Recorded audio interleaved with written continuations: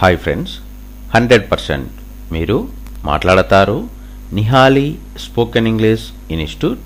ఈ వీడియోలో మనం ప్రేజల్ వర్బ్స్ కట్ బ్యాక్ గురించి తెలుసుకోబోతున్నాం. Phrasal verb cut back. Cut back అనే ప్రేజల్ వర్బ్ను ఏ సందర్భంలో ఉపయోగిస్తాము అంటే to make something short by cutting, అంటే తెలుగులో చిన్నదిగా చేయు అని చెప్పే సందర్భంలో మనం కట్ బ్యాక్ అనే ప్రేజల్ వర్బ్ను ఉపయోగిస్తాము. Phrasal verb cut back.